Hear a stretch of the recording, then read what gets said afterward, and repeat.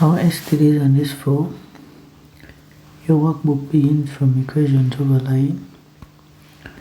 Okay, so let us go through it.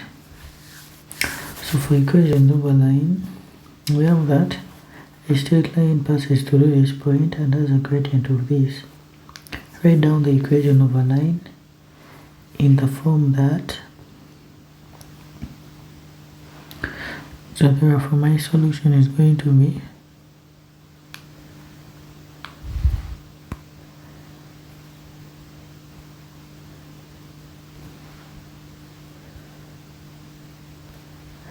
I'm very sorry for that.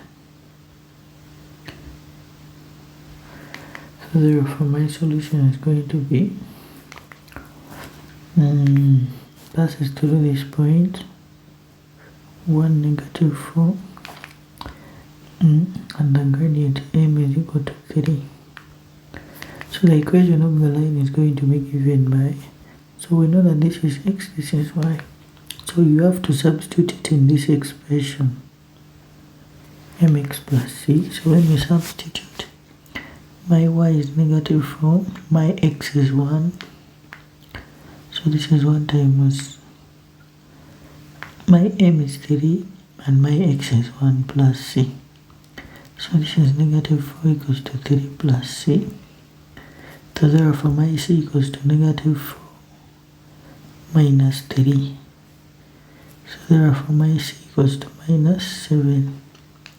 So therefore now you can write the equation of the line. It is y equals to 3x minus 7. Something like that. Then I have this point and this lie on the line this. Find the value of Q and R. So how do you find the value of Q and R? This is also the same thing. It's about substitution. Q, then this is R2. So this is from y equals to 2 minus x. Using this is x, this is y. So therefore this is y, y is q. So this is 2. Where you see x, you put minus 1. So my q equals to 3. From here, my y equals to 2 minus x. So this is x, this is y. So you find that my y is 2 and my x, this is 2 and my x is r. So I can move this side. So this is going to be 2 minus 2 equals to negative r. So my negative r equals to 0. So my r equals to 0. When you divide through by negative 1. Then we also have our number 3. So our number 3 requires you to find the equation of a line which passes through this point and is parallel to this. So to find the equation of that line, it's going to be given by, so to find the equation of this line, it's going to be, so when the equation of a line passes through this point and is parallel, parallel is very key. So the line passes through this point and that same line is parallel to the line 3x minus y equals to 7. So what does this mean? From here, you have to express this in the form of y equals to mx plus c. Something like that. So therefore, you find that for you to do that, you have to, from 3x minus y equals to 7, I have to take this negative the other side. So when it crosses to that side, it becomes positive. So therefore this is 3x equals to 7 plus y. Then you make y the subject. So my y equals to 3x minus 7. Because you take this on this side and it becomes minus. Okay. So my y is that, therefore I can get the m by comparing. When you compare this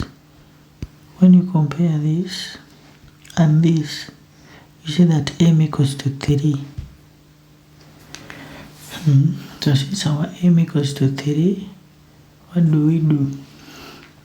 So, but since this line going through this is parallel to this line whose gradient is 3, it means that the gradient of this line is the same as the gradient of the line going through that. So meaning I have my 0.5 and the gradient of this line is also equal to 3. So from our equation, from y equals to mx plus c, we see now we have the gradient that. So what is remaining for us to complete our equation of a line is basically getting c. It's just identifying that c. So we can use our line. This is x, this is y. So my y is 5. Can be like using 0.5, where this is x, that is y. So this is 5 equals to 3. X is a 0 plus c. So my c is equal to 5. So this implies that, therefore the equation of the line that we are looking at is y equals to 3x plus 5. Something like that. Okay. So we can proceed to the other one. What does number 2 call out for? It says that a line has an x-intercept at that and a y-intercept at that. Find the equation of the line in this form. So to find the equation of the line in that form, this is okay, so we wanted to find that. So therefore my solution for Roman numeral 2, you first thing, because we have points on the line 6 and 0, and I also have 0, 3, so I can find the gradient. First, you remember to find the equation of a line in the form y equals to mx plus c. This is the gradient, this is the intercept, y-intercept.